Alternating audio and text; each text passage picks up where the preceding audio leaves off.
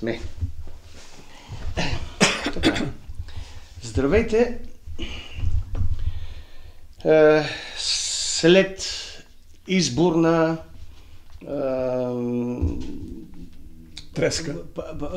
пресконференция. Става дума за това, че имаше наскоро гражданска инициатива за референдум за президентска република. Искаме да кажем няколко думи дали и защо е добре да има такава. Така, отново говорихме, писахме, обсъждахме, но изборите отминаха и керванът си върви, а кучето си лае. Народът задълбочава тихия си протест с негласуване, а купувачите на гласове развързват кесията и бъркат все по-дълбоко. Но не си мислете, че това ще ги оплаши, защото те не своите, а парите на народа дават. Сега ще увеличат цените на храната, на тока, водата, данъците, ще пуснат полицаите да събират глоби, ще измислят и наложат други такси и в крайна сметка парите ще са на лице за послушните гласоподаватели, а кражбата и беззаконието ще бъдат легализирани за пореден период от време. Но най-лошото е, че такова състояние на нещата придобива такава популярност, че става новата нормалност. Вече дори и децата са наясно кой кара влака, в кого е ножа и хляба и как се пази политическа коректност. Че управляващите Боко, Доко, Шиши, Миши са изпълнители на желанията на краварите от Козяк и че Америка затрива България бавно, методично и сигурно. И покрай всичките промени и напани да демократизират и ощастливят българина, като му набият евроатлантически ценности, докато му отнемат всичките ретроградни и социалистически постижения, които бяха толкова недемократично докарали България на челни позиции в световните ранглисти. Подмяната на ценности не подмина нито един сектор, нито един стълб, на който се крепеше от повече от 1300 години това, което изграждаше духа на българският народ. Подмениха и разрушиха всичко. Дори поговорката "раната прави борбата" я реплейснаха с "парата прави борбата". Парата, да се върнем няколко години назад. Краварите от Козяк са изчислили, че такава и такава територия с такива и такива средства трябва да носят на колонизатора такава и такава сума печалба. Само че кучите синове не станаха техни, а си останаха потомци на Бай Ганя, Хитър Петър, Иванчо и Андрешко. Нещо се губеха пари по пътя и колониалните счетоводители се видяха в чудо да създават местни чорбаджии и партии. Изредиха всички абревиатури: полисемия, омонимия, етимология, семантика, но никакво заклинание не успя да промени Ганя. Граматиката не промени генетиката. Математиката на местните е от край време аксиоматична. Не се дели едно за мен и едно за теб, а едно за мен и още едно за мен. Поради тази причина ще ходим на избори до откат.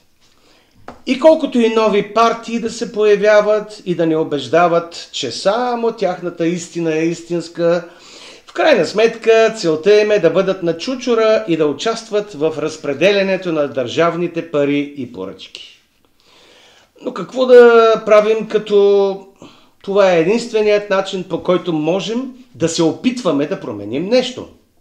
Имаш партия, влизаш в парламента и настаняваш на ключови позиции свои хора. И затова партиите се роят, делят, множат, съединяват, коалират, сглобяват за ужас на колонизатора, който мъчително наблюдава това съвокупление и истината е, че му става все по-трудно да управлява и наблюдава това огромно мнозинство от демократични грантоядци и партийни кортизани. А народа отдавна не участва в това съешаване, защото когото и да избере, все е от страната на управения. Там си остава. И ето, от известно време, дали защо ще е по-лесно за колонизатора, дали защото не е демократично народа хептен да не участва в тая вакханалия, се поражда една идея да се премине към президентска република. С други думи, да спрем да ходим за гъби на всеки няколко месеца а техните кучи синове да спрат да разлайват кучетата и месирките. И най-после средствата да потекат в правилната посока. Така, появи се гражданска инициатива за референдум за президентска република. Какво е отношението ви към тази инициатива? Е ли е това нов етап в опита на гражданството да излезе от настоящата политическа криза в България или просто маркер за дълбочината й? Защо имаме политическа криза? Защо имаме политическа криза? Аз отговарям на последния въпрос първо.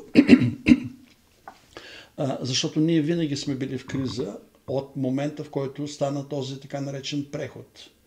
1991 година промяната на Конституцията направи преход за един ден от това, което аз наричам еднопартийна номенклатурокрация в многопартийна номенклатурокрация. От тогава сме в криза. Това може би ще стигнем по-нататък да обясним. Дали това е такава инициатива нова или не? Не, тя не е нова. В последните, не знам вече колко, 10-15 години поне, няколко пъти имаше такива опити да се предложи, ето дайте ще променим Конституцията, дайте ще направим президентска република, като разбира се, повечето пъти хората, тези инициаторите го предлагаха с истински, аз ще го нарека наивен подтик, защото смятаха и все още смятат според мен тези хора, които ти визираш, че президентската република е някаква панацея, т.е. тя ще разреши проблема. Не, тя няма да го разреши. Но такива опити имаше и преди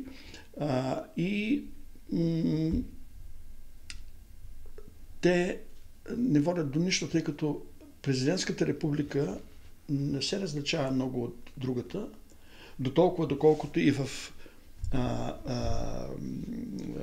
парламентарната република, като вариант на представителната демокрация, има политически партии, които са основата,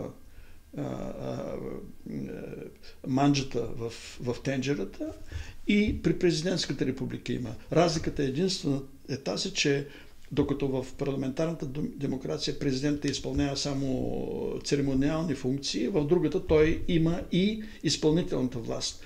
Но това е само конструкцията. В края на краищата разликата е еднаква, както казваше един мой приятел.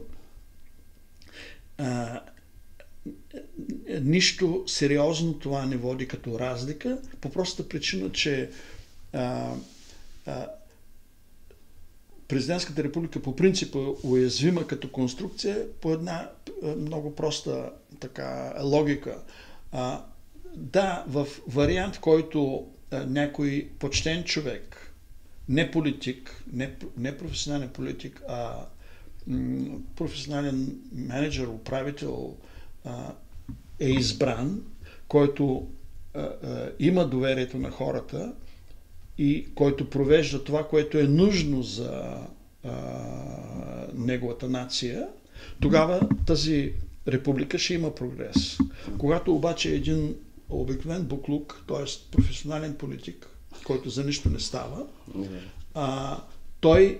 той е там само за да задоволява своите интереси или интересите на тези, които му дърпат конците, както знаеме навсякъде в момента ситуацията е. Аз само за да завърша тук, нали, тази обрисовка на щрихите, може би по-късно ще дойдем до детайли, само ще спомена нещо, което много отдавна съм разбрал и установил. Отдавна, само че беше доста късно в рамките на моя живот, а именно, че в своята история Херодот, описвайки траките, както всички знаем, ги ласкае, че те са многобройната нация след индийците, понеже той не знае Китай, разбира се. И това се цитира много пъти, но той има втората част или последната част на неговото изказване е следната, че те биха могли да управляват света, ако биха били обединени от един управник, който да обедини тяхната цел. С други думи, ако има един, да кажем, президент, чиято цел съвпада с целта с интересите на нацията му, те са непобедими. Това, между прочим, е същото, което се случва в момента в Русия. Тяхният президент е съвместил своите интереси с интересите или ги е подчинил, ако щеш, на народа си, затова те са непобедими. А всякъде другаде, където интересите на водачи, президент, цар, какъвто щеш да го наречеш, се разминават от тези на народа му, те вървят само надолу. Да. Това е. Президентската република е само една фикция. В днешно време, на днешните условия, президентската република е една фикция и въобще не трябва да си губим времето с това. Да, въпросът ми тогава бихте ли опитали да прогнозирате какъв успех ще има тази инициатива? Е излишен, или? Ами, той не е излишен, защото ако някой от нас, като ние, например, нашата група и съмишленици, а и други, които са с нас, се опитат да повлияят на тези хора, да ги привлекат към каузата, която истински води до прогрес в условията на днешна България, това трябва да се, т.е. тяхното предложение трябва да се модифицира и тогава ще има успех. Но чисто, стриктно към президентска република това е безсмислено. Няма никакъв успех. Няма как да има успех. Или може би, както казах в увода, единственият смисъл на президентската република е това, че колонизатора ще има един много малък кръг от управляващи, които да управлява. Да, точно така, да. Колонизатора ще дърпа конците на въпросния президент, който и да е той. Един ден ще бъде един, друг път ще се смени и това ще му е по-лесно. Да. Нищо друго. Тук искам също да спомена, че също много логично е това, което казах, нали, президентската република не е панацея, тя не е инструмент или формула, механизъм за прогрес, по една много проста причина. Аз дадах примерно с Путин, поради причините, които Херодот още разкрива за нас, но представи си, че да кажем, хубаво, ние се съгласим, утре избереме някакъв президент, гласуваме на референдума, изберем президентска република, намерим този магически юнак българин, който води България където трябва. Т.е. той съвместява своите лични интереси и на тези около него с интересите на народа, прогрес, без проблем. Хубаво, 20 години по-късно него го няма, избираме друг. Той се оказва буклука на буклуците. Какво ще стане тогава? Да. Тоест, тази конструкция не е, как ще бъде на български, тя не е жизнена. Не води правилно няма перспективи, няма перспективи, не е жизнена. Трайно, исторически тя вече е умряла, защото тя не носи в себе си залог или застраховка за long term, за дългосрочност. В кратък срок, тя може да проработи за кратко. Добре. Тогава, какви са пътищата, по които може да се стигне до промяна такава, която да донесе на българския народ по-хармоничен и спокоен живот? Или е социополитико-икономическата система у нас най-правилната, водеща до икономически и човешки просперитет, и ако не, каква трябва да е и защо? Така. Тук нали, за връзката, тук е разковничето. Това е въпроса, на който, като отговорим, ще се върнем топката на това, защо аз казах това, което казах преди малко. Тази социополитическа икономическа система, тя е в криза, това вече го признават всички. На времето даже великият Макарончо го каза преди няколко години, само че аз го коригирах, защото той каза, ние тук имаме криза на обществото. Не, нямаме криза, имаме криза на системата. И ти, Макрон, си част от тази система, ти си част от кризата, ти си част от проблема, което сега се вижда вече и за слепите, с извинение. Проблема идва от това и той всъщност ние можем да подходим към така разрешаване или откриване на отговора на проблема с следния въпрос. Коя е причината за тази глобална криза? Коя е причината за кризата на тази представителна демокрация, която общо взето доминира в всички държави, нали? От Северна Америка, Западна Европа и така нататък. Това вече не се дискутира. Само дето обикновено то се нарича за по-просто демокрация, но стриктно погледнато това е представителна демокрация. И даже аз имам термин за това как тя се разви, деградира пред очите ми последните 40 години. Деградацията беше започнала и малко преди това, докато се превърна в един дегенерат, който е основната причина за проблемите навсякъде, не само у нас.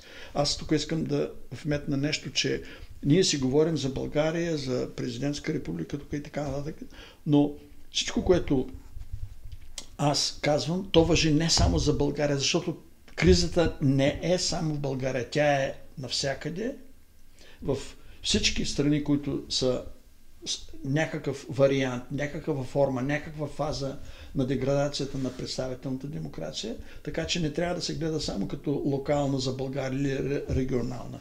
Така, с други думи, тогава трябва да стигнем до въпроса, хубаво, добре, ти казваш, че има криза, нали, въпроса спрямо мен. Да, има криза, добре, коя е основната причина? Основната причина е много проста. Съществуването на професионалната политика като професия, като формираща класа, като формираща това, което аз наричам мършата на обществото. Много приказки се изприказваха за Петко Славейков. Да, мършата е политическата класа. Професионалната политика, която събира хора, които първо са обикновено недообразовани, второ, те са при всички случаи да са образовани, те са некадърни, некомпетентни, поради което, визирайки по-добри доходи, те неминуемо стават лесно корумпируеми, неминуемо им се намират някакви грешки, забежки, мръсно бельо, както се казва оттатък. Да. И те биват водени, биват дърпани на конци и биват поставени на кардинални функции, на водещи функции. Това го има навсякъде. Виждате тази Урсула, която вече и целият свят я разбра, но тя не е единствена. Тя, ако не е паметник да им постави. Всичките са такива, в една или друга степен. Тоест, политическата класа, по моите преценки, до 92-96% в зависимост от местото и времето, част от тази корумпируема лесно водена група, включително и, разбира се, обикновените престъпници и мафиоти, както знаете, те са навсякъде, не са само в България, като част от тази класа. Това е причината. Това е зародиша на развалата. Това е главата, от която започва да се вмирисва рибата. Тази е причината. Затова, ако се съгласим, че това е така, то много просто следва извода. Кога ще има пречистване, кога ще има преодоляване на кризата? Когато се изчисти този буклук. Когато се ликвидира достъпа на тези хора до властта. И сега тук трябва да спомена нещо, което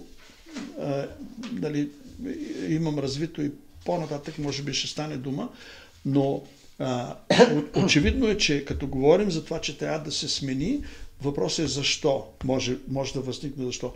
По простата причина, че в цялата тази конфигурация, наречена представителна демокрация, дали ще е президентска или парламентарна, няма значение, има един важен елемент. Политическата класа си е осигурила абонамент да властва. Тоест, ние казваме така, ето сега имаме тук, на времето имаше една партия, или даже повече, не само една, и в България, само в Съветския съюз имаше една, другите имаше повече. Ние също имахме БЗНС и БКП. Да. Но да кажем, тя са едно и също, две лица, няма значение. Значи, тогава имаше примерно една партия, която е овластена, сега имаме, след прехода, имаме много партии, big deal. Важното е, че тези на днешно време много партии имат една особеност. Те по принцип, априори, по конституция, по конструкция на цялата афера, имат правото да влезат във властта.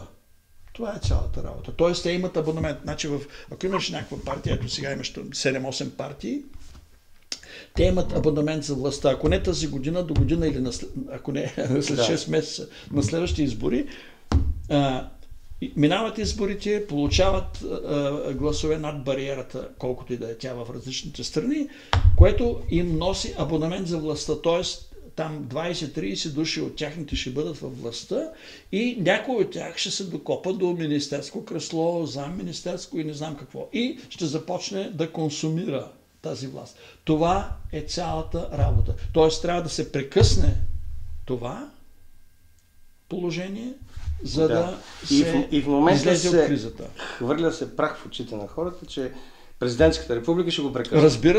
Разбира се, точно. Ние за това, аз за това реагирам и ти също, защото политиците и кандидат-политиците, т.е. кандидат-номенклатурчиците, по моята теория, която може би ще споменем по-късно, те хвърлят прах в очите. Едните просто с другите, тези, които не са за президентска република, които са за парламентарна република, те хвърлят прах в очите на хората, като казват, сега като ни изберете нас, ние поне сме опозиция, ние ще изменим това, защото това е, което народа иска. Тоест, те дават някакви обещания, които в най-добрия случай са тези политици стават продавачи на надежди, т.е. продават надежда на хората. В по-лошия случай, по-лошия вариант, те са продавачи на илюзии, тъй като този, който им обещава тези неща, тези хубавинки, той знае предварително, че те няма да се реализират. Т.е. той им продава не надежди, той им продава илюзии.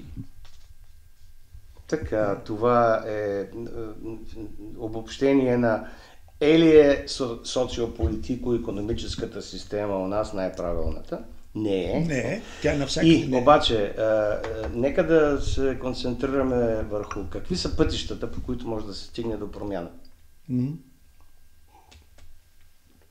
Добре. Сега, казахме, че Само да допълня, нали? Ние в момента имаме една единствена възможност. Партия, която влезе в парламента и с присъствието си, колкото се може повече хора, да успее да промени нещо. Да, така. Значи, какви са пътищата, по които може да се стигне? Така.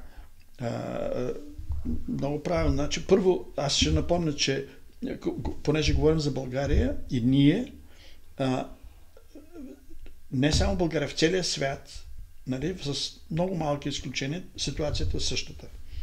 Нали, на изключенията няма да се спираме в момента, нали, може би по-късно, но тогава въпросът, който задаваш, има отговор такъв. Да, според нас има възможност, има вариант, но той първо трябва. Той има много варианти, но ние абсолютно изключваме, ние говоря от името на дисидентското движение заедно и инициативата Отечествен фронт 2020, за да е ясно, ние абсолютно изключваме, отхвърляме насилствения вариант. Това в 21 век вече въобще не трябва да се дискутира. Така, тоест остава ни само мирен, демократичен, парламентарен начин.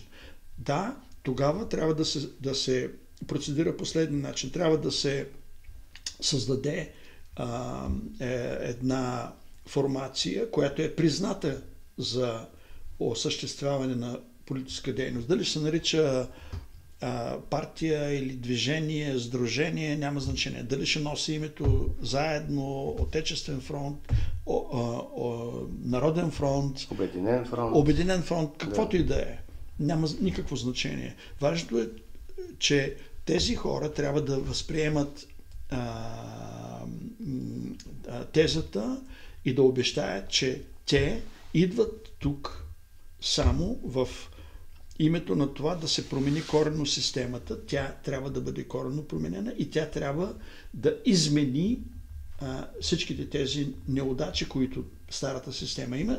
И на първо място съществуването на професионална политика, това го подчертавам с 3 черти за момента, може и до 4 да стигна, и като следствие от това ликвидиране на тази професионална политика, елиминиране на достъпа до властта, т.е. до управленческите позиции, до екзекутивната власт на хора, които са професионални политици, защото и те за нищо не стават.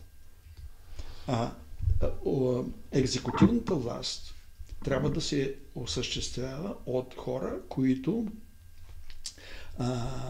са професионални, доказали се с висок успех. Управители, управници, директори, менеджери, каквото щеш го наречи, които имат дългогодишен опит. Това го има някъде по писанията, които сме направили, но може би по-късно ще стигнем до това, но аз искам да дам един пример. Значи, от тази теория, която съм излъчил преди време, това е написано, но ние вече имаме пример за това. И този пример даже съществува от 16-та година. Този пример се нарича Доналд Тръмп. Всички знаят, че останалите политици в Щатите, говорим за Америка в момента, са професионални политици, да. Но Доналд Тръмп не е професионален политик. Доналд Тръмп е точно това управител на бизнес. Той е бизнес менеджер от висока класа, доказал себе си, минал през много перипетии, които аз специално съм ги описал преди 15 години или колко, нали? Но това е отделен въпрос. Какво и как е направил и защо е отделен въпрос. Въпросът е, че той има качествата на професионален управител на стопанско предприятие с дълъг стаж, защото този опит, този и само този опит е необходимо и достатъчно условие, за да може Министерството на промишлеността да функционира както трябва, Министерството на енергетиката, ако то е отделно, да функционира както трябва, Министерството на селското стопанство, на горите, на индустрията, на... и така. Управляващите в тези сектори трябва да идват от съответната гилдия. Изпълнителната власт трябва да се изпълнява от тези хора. Не политици, професионални буклуци, които са всички до един, 92 до 96%, както казах. Това е моя поглед върху целия свят, не само България, напомням, а доказали себе си професионални управленци. И тук само искам като да вметна малко, защото често пъти наскоро се вздиха, дайте път на младите да управляват. Тези помияри, които дойдоха от Америка, от Канада и не знам къде, те нищо не знаят, те никога нищо не се управлява. На всичкото отгоре им се дава те да управляват една държава, която е полупотънал кораб, защото трябвало да дадем път на младите. Трябва да си абсолютен и български не знаят. Ненормален, да, за да го направиш. Нали, това, впрочем, не е само за България, но понеже у нас това се случи преди години, го чувам все още и го чух тогава, слезте на земята. Аз даже отново ще цитирам себе си в книга, която съм написал преди 20 години. Там е написано, че един мъж до 55-та си годишнина не е още зрял. Щом не е зрял, той не може да прави нищо друго, освен да се учи още. Той трябва да има поне 55 години възраст, за да е зрял, за да може да претендира, ако има тези качества и доказан управленчески стаж, да бъде в изпълнителната власт. Сега аз, между прочим, ще използвам случая да се коригирам.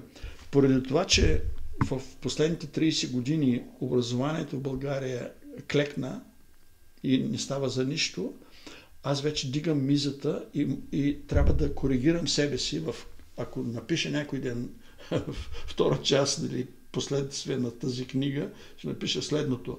Един мъж днес от по-новото поколение, това, което е родено след примерно 80-та, 85-та година, да кажем, ще достигне зрялост едва след 65-та си годишна. Не преди това. Точка по въпроса. Да. Значи, с една дума, пътищата, по които може да се стигне до промяна, е само един път всъщност. И той мирните пътища. Мирният път, да. Това е един мирен път. И той е всъщност да има един широк обединен фронт от различни партии и различни организации, които да участват в парламентарните избори и чиято цел да бъде единствено промяна на социо-политико-икономическата система. Точно така, да. И за да бъде ясно, значи, те могат да са партии, да са били, те трябва да изоставят своите интереси, партийни, тяснопартийни или лични, защото интереса тук е на народа. Тоест, те трябва да влезат в това обединение, за което ти говориш и което аз говоря. И ние го говорим от колко време вече. Единствено с тази цел. За това промяна на социополитическата, икономическата система. Може би поради тази причина нито Атака, нито Възраждане, нито Величие ще могат да преобърнат така нещата в полза на хората, защото те нямат за цел да сменят системата. Да, значи, точно така. Значи, в сегашната си позиция, значи, тук ще коригирам малко, ако те застъпват само сегашната си позиция, която е днеска чисто партийна, отговорът е да. Но аз не изключвам да успеем да убедим ръководствата и кадъра на тези хора, на тези партии, нали, че това, което ние предлагаме, е единствен изход и те да се присъединят към нас. Защо? Защото нали, аз имам контакти с Атака, но с другите две формации съм имал контакти с ръководителите им и с различен успех, но така или иначе те поне поне за момента претендират, че са за същото, за което сме и ние, само че опитват по партиен начин. Добре, сега, ако ние им представим на днешно време ситуацията и ако те я признаят за такава и решат да променят курса си, това не е изключено. Същото важи, впрочем, и за Атака. Аз не знам как, но може би трябва да... Ще опитаме. Не трябва, ще опитаме, защото трябва да контактуваме и тях, за да се опитаме да ги приобщим към тази кауза, която тя ние може да сме инициаторите, тя не е наша кауза, тя е кауза на всички. Когато бъде прегърната от всички, тя ще е успешна. Ако си останеме само 2, 3, 5, 20 души привърженици, нищо няма да стане. Така че аз съм позитивен, даже мисля, че тук ще направя малко едно удължаване, може би не ти хареса от гледна точка на време, но аз открих всъщност, май ти ми предложи книгата на... Някой ми предостави книгата на Сидеров преди време. Май, че ти беше, миналата година или какво. Където това беше откритие за мен, защото оказа се, че през 14-та година, т.е. 10 години след нас, той е публикувал плана Сидеров, което е една програма от 14-15 точки, която припокрива точно 1/3 от нашата програма МОТАМО. Аз не казвам, че това е плагиатство, напротив, предполагам, че той е стигнал логично по тази, но това означава, че неговото мислене е същото било. Не мога да спра да опитвам да говоря с Сидеров, докато той не ми каже, не, аз не искам да участвам, защото той още тогава е поел почти същия път. Сега верно, че ние имаме по-широка програма, защото по други причини, защото ние познаваме повече от ситуацията и на световно ниво, той няма чак толкова задълбочени познания по икономика и друго и трето и пето. Това няма никакво значение. Човека е мислил по същия начин още 14-та година. Сега наскоро аз буквално преди месеци срещнах друга група, която също предлага програма, която почти е същата като на Сидеров. Нали? И тя е пак 15 на точки, тя е пак част, 1/3 от нашата. Нали? Не съм ги сравнявал дали са то, няма никакво значение. Важно, че тези хора мислят по същия начин, те са на същата дължина на вълната. Значи има надежда, че ще има повече, които да се включат. Така че тези три, които ти спомена, тази четвъртата, тя не е от тях, ще говорим може би по-нататък. Със сигурност ще опитаме да ги привлечем. Трябва да разберат, че по начина, по който върви в момента изборния процес, няма да доведе до промяна, защото никога няма да има партия, която да има толкова много места, ако няма обединение на много партии, за да имат достатъчно места, за да може да помръднат нещо. Да, точно така. Но нека да се върнем малко назад. Аз малко по-късно ще ти задам въпроса за конституционната синархия, но през какви етапи на цивилизационни общества е преминало човечеството и защо до сега няма нито един установен модел като най-добър за живота на хората, като веднага вмятам, че в Китай имаме за първи път държавен капитализъм, който се показа като доста печеливш за обществото. Какви са изводите? Така. Добре. Много добър въпрос. Сега, през какви цивилизационни... Аз мисля, че при всичката критика, която се струпва върху Маркс и Ленин и Енгелс и други, най-добре отразено това е в марксизма, ленинизма, като етапи на цивилизационно развитие. Кой каквото и ще да ви говори. Нали, като се има преди, че аз съм дисидент срещу комунизма, значи би трябвало да се хората да си помислят преди да кажат, той е комунист или марксист. Не, аз не съм марксист, но аз преди време съм публикувал неща, които пледират.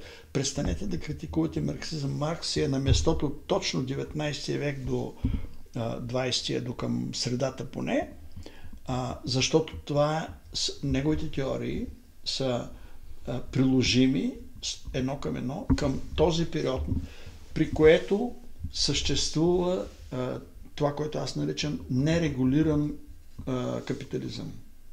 Значи капитализма не стои на едно место. И хората, като си говорят сега капитализъм или комунизъм или каквото ще да е, те го разглеждат статично. Няма такова животно в човешкото общество. Човешкото общество е в динамично развитие all the time, non-stop. Което значи, че това, което искам да кажа е, че всичко, включително и така наречения капитализъм, то се развива. Всичко. Някъде съм отбелязал, че има до към началото на 20 век, това е чисто нерегулиран капитализъм. Той избива пяната от тенджерата с хлупен поклопак покрай голямата депресия, ако трябва да бъда по-точен, след като ближат рани и се оправя горе-долу благодарение на войната Америка, хората от центъра на капитализма Америка въвеждат регулаторни норми, за да се избегне това, което стана в началото на него век. Това хората не го знаят и не ги интересува, но това е много важно, изключително важно. Тоест, ние вече, да кажем, примерно след войната, Втората световна война, миналия век, имаме регулиран капитализъм. Той има много етапи, дълга история. Всеки може да прочете, ако се интересува.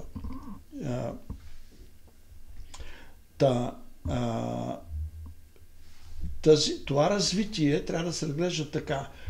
И за това аз съм си направил така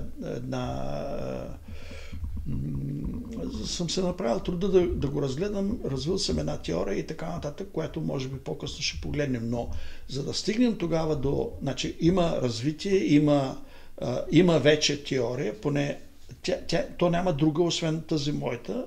Аз я предлагам и няма друго какво да ви предложа, но преди да стигнем до нея с, може би, следващ въпрос, е много важно да ти отговоря на това, което ти каза. Дали този синархичен модел в Китай, дали работи или не. Да, Китай е друга губерния, Китай е друга цивилизация, Китай е друга планета. Първо това, мисля, че никой няма да го спори. Китай премина през бурни времена и Китай е Китай, но това, което ти питаш, е важно, защото действително там се постигна успех на така наречения държавен капитализъм, ама той по какво се различава от държавния капитализъм на на Съветския съюз? По нищо. Защо? Защото след много преобразование и дълга история, те стигнаха до това, което, впрочем, беше осъзнато и от френско-италианските социал-демократи през 60-те години и те го въплатиха в история, само че в реалност, само че то вече е история, защото много скоро след това се развали. Но то също сега се въплащава и в Русия. Малко хора го знаят, защото малко хора се интересуват и малко хора четат. Какво имам предвид? Това, което ти наричаш държавен капитализъм, е следното. То е нещо, което аз съм формулирал в нашите писания, в нашите предложения за българската нация. Знаеш, преди време, неотдавна написах това, което винаги съм имал on the back of my mind, ме накараха хора да напиша как изглежда, като какво животинче е Българията, която искаш ти да ни заведеш до нея. Да. Как изглежда тя? Ами, да, там е написано, че от чисто икономическа гледна точка една държава, която и да е тя не може да съществува, ако няма базата, на която държавните институции, т.е. администрацията на държавата, да функционира и да може да планира минимума необходими дейности и финансиране, за да може да има прогрес в следващия период и в следващия. Това е много просто нещо. Това го имахме 100% в така наречения комунизъм или социализъм. Тоест, икономиката беше изцяло в национални, в държавни ръце. Тоест, средствата за производство бяха в държавни ръце и цялата индустрия и почти цялата агрикултура беше в държавни ръце. Тоест, когато ти имаш една такава база, тя произвежда, и печалбата от нея, нали, резултата от нейния труд, печалбата, бива реинвестирана отново в полза на хората, а не от полза на 20, 30, 40 семейства. Да. Това е цялата работа. Това е много просто и така. Сега, китайците го осъзнаха по трудния път, руснаците също, защото аз все още съм удивен, че много малко хора разбират какво е Путин. Путин беше един от продуктите на елцинистката клика, на предателите на Русия, който той и неговото обкръжение, слава Богу, много качествено, осъзнаха в един момент, че това, което беше направил Елцин, разбира се, и Горбачов преди това, но главният виновник за цялата катастрофа беше Елцин и неговите там юнаци Кравчук, Шушкевич, Бурбулис, е една катастрофа. Защо? Защото те просто не знаеха какво правят. Елцин един буклук, който, както и Горбачов, искаше просто да консумира властта, нищо друго. Сега, Путин, който беше дребна риба тогава, беше в групата на Собчак, в Петербургския Горбашия. Те късно след идването на Путин на власт осъзнаха един елементарен факт, че всъщност Запада не им е приятел и само ги подлъгва и всъщност иска да разпрачоса Русия и да я експлоатира и нищо друго. И не да ги признае тях, набогателите са, да кажем, олигарсите или елита, да ги признае за равни и да ги сложи на масата с тях. Не е такова. Това Путин, според мен, 2007-2008 чак го осъзна. Така. Но китайците го бяха разбрали и по-рано, те имаха и други проблеми и така. Тъй или иначе и едните и другите, и Китай, а Русия се движи към това, осъзнаха това, което казвам, че задължително условие. Значи, да, може да се има капитализъм, да, може да се има частна собственост, нали, регулирана така, че да не вреди на другото, но абсолютно задължително е държавата да е собственик на една база, икономическа база, която очевидно включва структурната част на икономиката, нали, енергетика и други, минно дело, тежка индустрия, поне част от и така нататък, стратегическата. Нали? Останалото, да, може. Хубаво искаш да правиш завод за чинийки там или за кафеварки или за нещо, добре, действай. Няма проблеми. Отчитай се редовно, не шикалкави, не опитвай да крадеш държавата, да, няма проблем.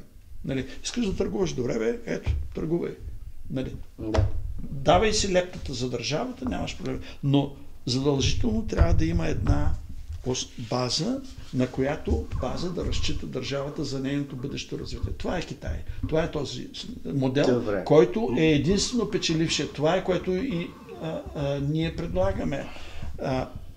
новата държава България, тя трябва да има задължително държавна собственост, т.е. собственост на всички нас, на това, което ние без друго притежаваме, а вече отделно другото, което не е толкова стратегическо, няма проблеми. Искаш да инвестираш в това, прави.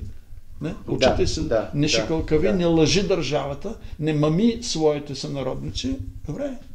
Не? Може ли тогава така да го обобщим това, че етапите, през които цивилизационно обществата са минали, е от еднолична власт, било то царска или власт на вожда, като стига до момент, в който управлява една по-голяма група хора, не еднолична вече, а многолична, така да се нарече. И в тази така наречена многолична власт, в момента Китай даде един модел, в който за разлика от западните общества не е олигархично управление, не е управление на богаташите, а държавата, която е поставила на съответните възлови места умни хора. Просто умни, работещи за хората и за държавата, защото капитализма ни убеди до този момент, че всъщност той както и в България, нали, имаме в момента олигарси. И това, което прави Путин в Русия, всъщност да премахне олигарсите от управлението, за да може да ограничи, за да може да има държавата по-голям досег до цялата власт. Така. Веднага следващият въпрос тогава. Модел, който е силна държава, е конституционна синархия, която обаче за първи път може би трябва да бъде приложено, защото търсят се в момента трескаво решение и на изток и на запад, как точно да се направи държавен модел, която обаче използва природата като модел за общество. Това е конституционната синархия. Тоест, онова, което са дадености, природни дадености, те сами си се поставят там, където им е мястото. И респективно, защо капитализма е система, в която е видимо, че обогатяването за едни е пагубно за цели региони и държави. Да. Общо взето всичките отговори на тези няколко въпроса де-факто в един е да, като това, което искам което трябва да поясня малко, са детайлите, разбира се. Сега, значи първо, аз преди време лансирах една теория преди няколко години, която всъщност е така обобщение на това, което написах още в книгата си за България преди време, резултат на критичен анализ, сравнителен анализ между така наречения комунизъм, така наречената демокрация. От това стигнах до извода, че и едното и другото е едно и също, затова кръстих този дегенерат де-факто, който се получи от 75-та година насам, бавно, но сигурно, а след 89-та много бързо, навсякъде, номенклатурокрация. Защо? Защото там основното, както вече споменах, е абонамента за властта. Така, в предишните общества на една партия, в новите на много партии, все едно. Няма значение. Нали? Кръщават се някакви леви, десни, централни, кръщават се демократи, социалисти, либеристи, всичкото е едно и също. Основният въпрос на тези хора е да се докопат до властта, за да се обогатят. Така, това работи и тук, защото ти говориш за капитализъм, аз говоря за номенклатурокрация, то е едно и също, вече в по-новия етап, в по-стария етап, казахме нерегулиран капитализъм. Защо това е така и как да избегнем важно, за да стигнем до там, е важно да се разбере едно нещо, че тази аномалия, тази деградация е възможна при условията на една, как да кажа, конфигурация вече на съзнанието на хората, а именно държавата, в която единствена или най-главна, но фактически на днешно време единствената морална ценност е правенето на пари. Тоест държавите, в които меркантилизма преодолява. Докато другите... Преобладава, да. Преодолява или преобладава, да. По-скоро преобладава, да. От срещната страна са държавите на духа, на духовността, на идеологията, на спиритуализма, ако щеш, на религията. И не случайно преди известно време се зароди, 14-та година де-факто, официално, се зароди тази биполярна структура в света. Тоест, американската демокрация в кавички и БРИКС, т.е. обединението на така наречен многополярен свят. Онова е еднополярен или какво беше глобалисткия свят, да, но света на БРИКС, който набира сили и който, слава Богу, вече се стабилизира и ще преодолее и ще ни предотврати големите проблеми, които ни се задаваха от тези пандемократи. Така, и тези държави са точно тези нации или държави, които щеш, са хората на духа, държавите на духа, обединенията на духа, формированията социополитически на духа, на духовността.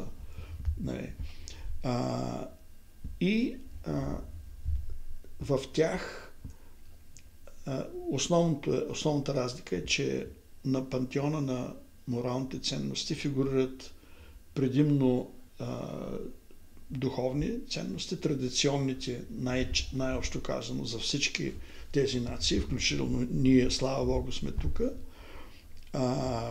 И аз не случайно преди известно време конфронтирах изказването на Хантингтън. Ние бяхме говорили с тебе, че той беше постулирал, той вече не е тук, бил е постулирал от 70-те години, че има краш на цивилизациите. Не, има клаш, има сблъсък на цивилизациите, но определено на цивилизацията базирана на парите и цивилизацията базирана на духовността. Това трябва да... Цивилизациите, защото тази е една, а те са много. Да. Така че оттам трябва да се тръгне. Нали? И, както казах, аз лансирах тя е стройна теория, която беше концепция, но вече е валидизирана според мене. И там идваме до това, което ти питаш. Там съвсем логично е изведен извода. Какво предстои? Как трябва да се излезе от тази формула, където имаме монархичен или автократичен вид управление към плуралистичен вид управление.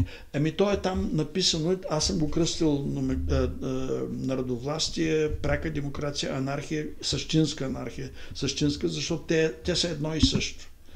Това, според мен, е бъдещето, но то преминава през много трудна фаза, която сме сега и която ние се опитваме за България да проверим. Да. Добре, значи можем да обобщим, че ако капитализма е система, в която идват олигарси, слагат ръка на всички природни, грабят, унищожават един регион или една държава и си тръгват с печалба в джоба. И тази държава после, тя е загубена, тази земя е загубена за десетилетия напред, ако не и столетия, то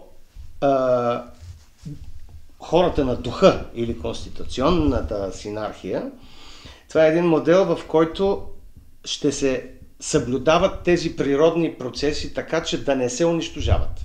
Нали? Да, точно. И да се прилагат на практика. Да, точно така, защото значи, по презумпция, това, което ние предлагаме, за което ти говориш като конституционна синархия, добре, нали, народовластие, каквото да е, то се води от линията, че всичко се прави за народа, за мнозинството, за всичките тези хора, не само за един, двама или пет. Нали? Тоест, тези водачите, които слагаме на административните постове, правят всичко с оглед тези хора, което означава инстинктивно запазване на природните дадености и експлоатирането им така, че да има за всички, а не само за 5 или 10 семейства. И това е единствения път. Да.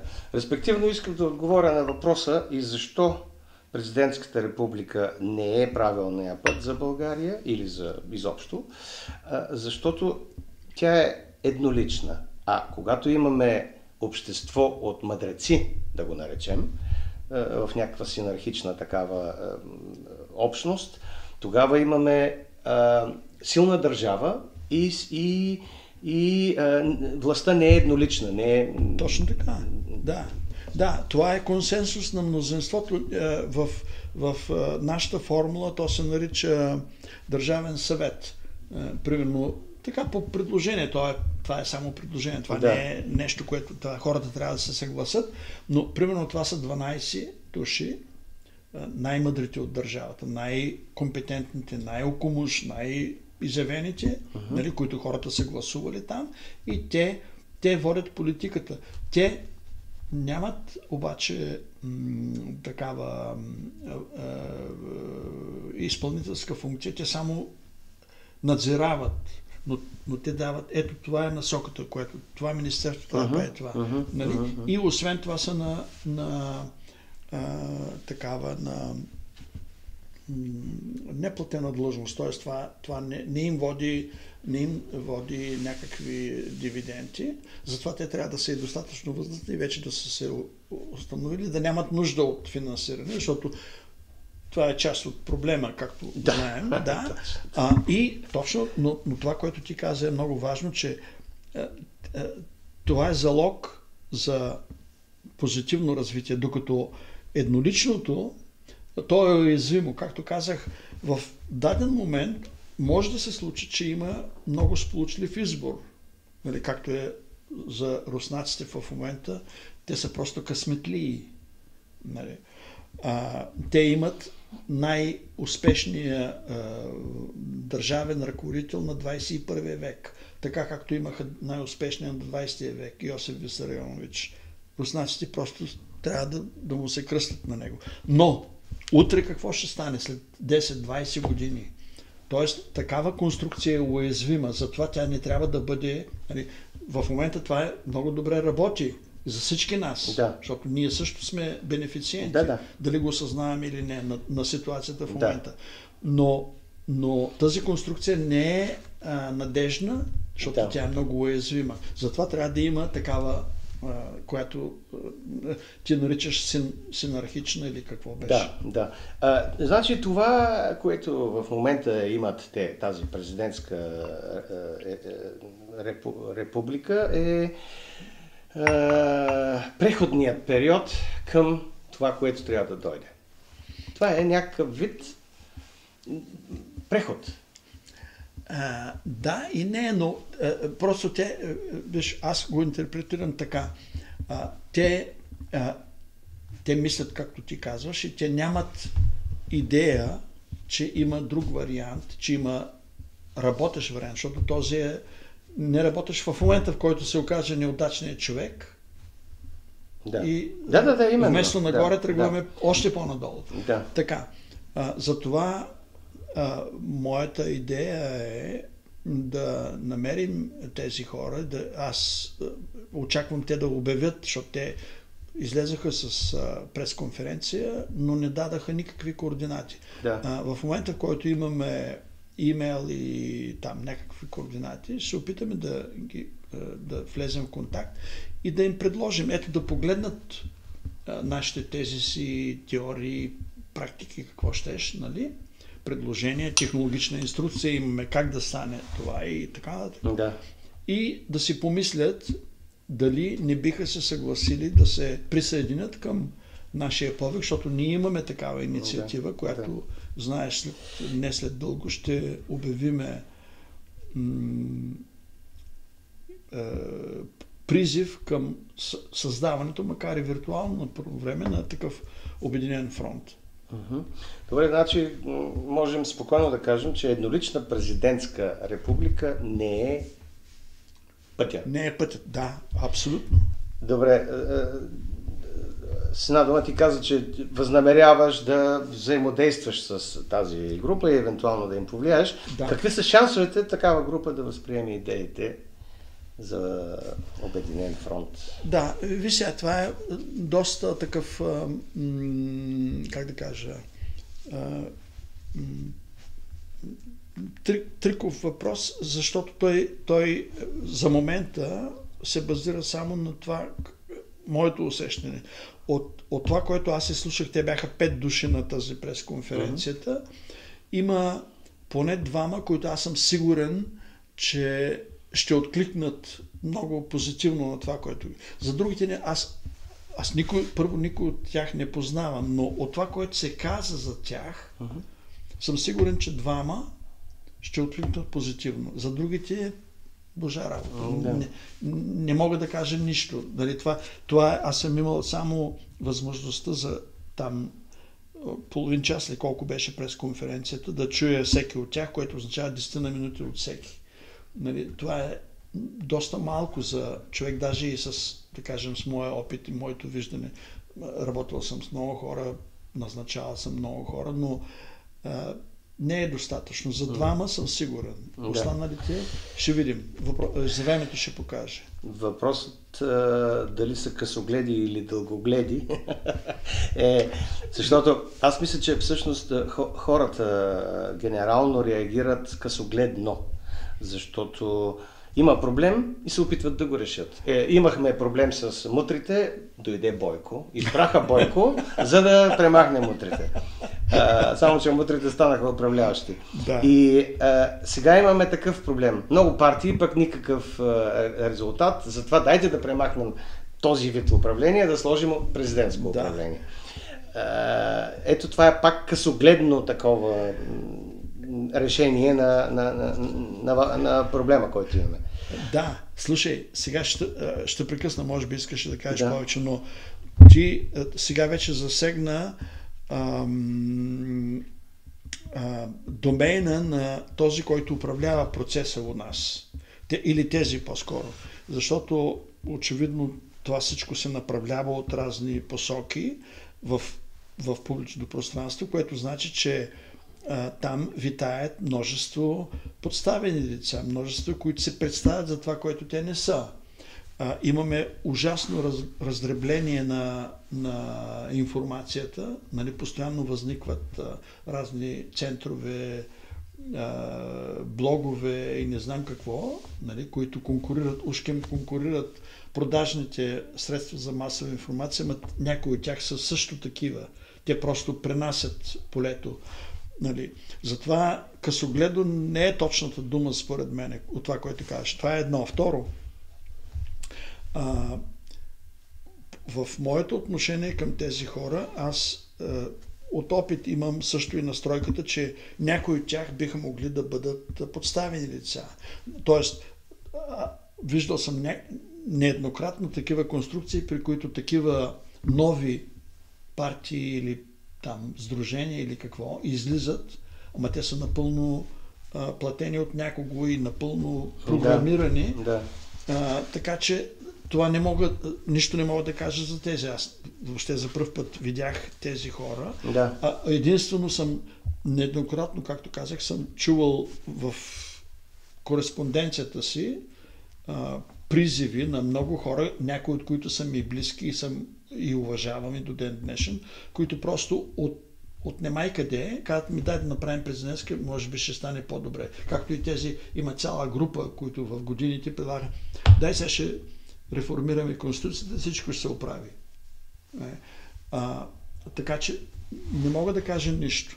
Да. Аз се надявам, защото по начина, по който излезаха тези хора, те всичките изглеждаха много надеждни. Да. Нали, на мене това ми е така позитивното усещане. Обаче случвало се и преди. Да. Ами аз съм на мнение, че това е последен опит на онези, които управляват тази колониална държава, да премахнат партиите, за да може да контролират просто една по-малка група хора. По-лесно. Ами, виж сега, първо, последен той не е. Може да кажеш пореден, но не е последен опит. Сега, едно. Иска ми се, може би, да е последен, да. Теб ти се иска, ама според мен е пореден. Ако е въобще. Това не знаем. Това ще стане ясно. Това е едно. Второ, илюзорно е да се смята, че като се направи президентска република, ще се елиминират, защото партиите пак ще се съществуват. Те партиите също ще си имат думата в парламента.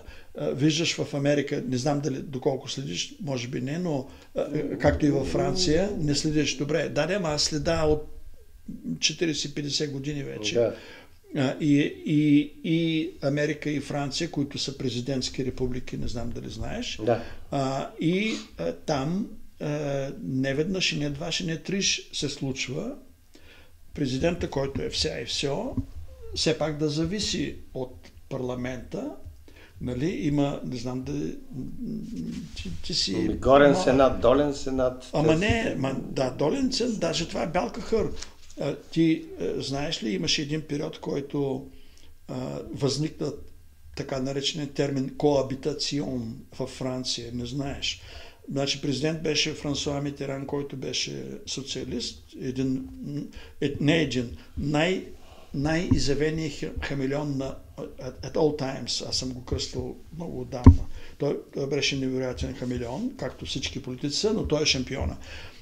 И в един момент обаче народа избра с мнозинство партията на Ширак, която беше против социалистите. Нали? Rassemblement pour la République се нарича РПР. Да. Събрание, как да кажем на български, все едно каква партия ще бъде. Не социалистическата, ми противници. Кои са противници на социализма? Не знам. Капитализма или етикетите нямат никакво значение, както знаеш. Примерно християн-демократите, да кажем, в Германия. Либералите ги наричат демократи. Не, либералите са други. Да.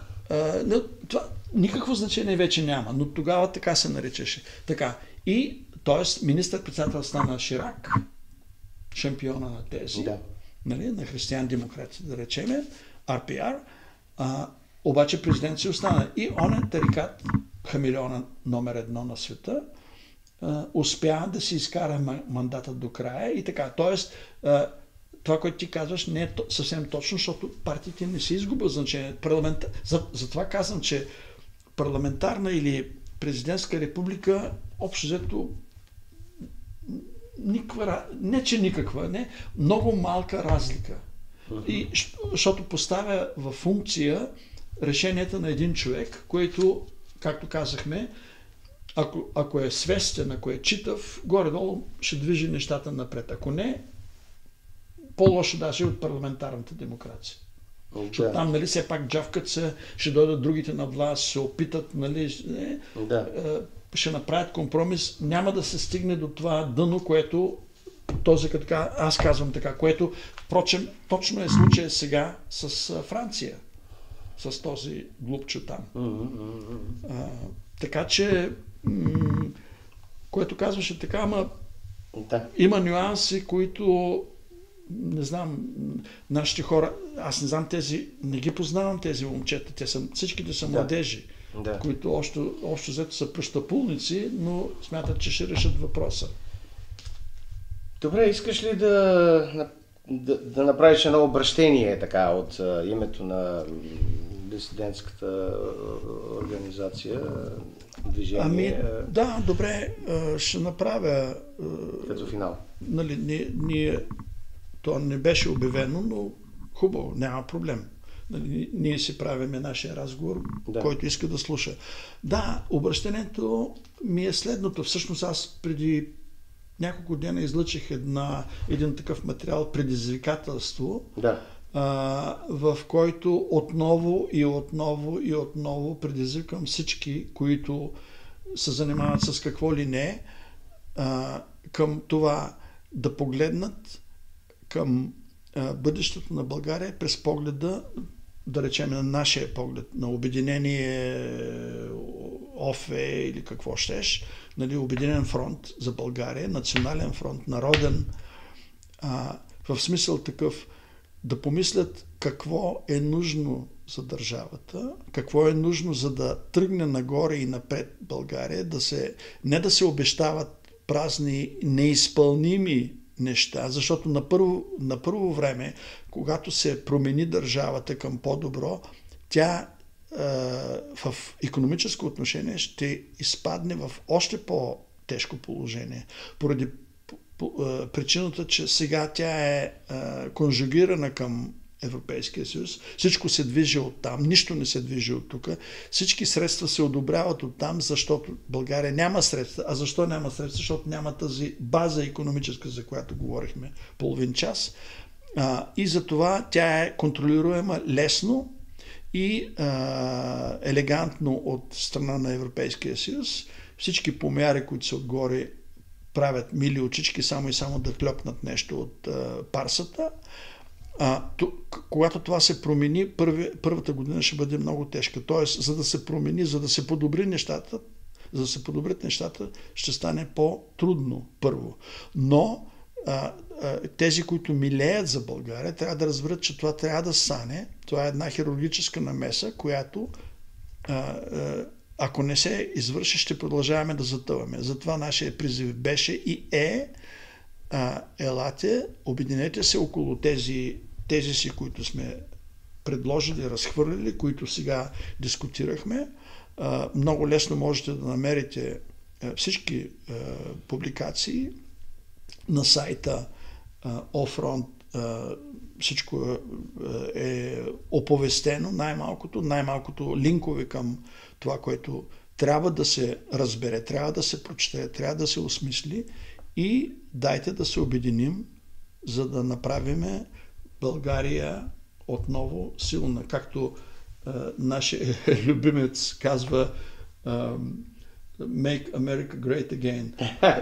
Аз не знам дали той ще направи, защото там е много по-сложен. Някой друг ден може да си поговорим малко и за Тръмп, за който аз съм писал, според мен, най-много статии от всички наблюдатели извън Америка. Но по принцип в този лозунг се съдържа нещо и за нас. Ние, за да направим България отново нещо, защото тя днес е нищо, трябва да се обединим. Добре, аз ще бъда малко по-плах в обращението си. Няма да кажа, че трябва да направим България велика. Просто ми се иска да я има България. За да я има България. И съм далеч от мисълта, че още утре всички ще плеснат с ръце и ще се прегърнат и ще се обединят. Но надяваме се поне да сме посяли семката и от тази семка на пролет или някога да поникне дръвче. Да, нещо, което ще доведе до промяна. Нещо, това е жизнено. Да. Благодарим много.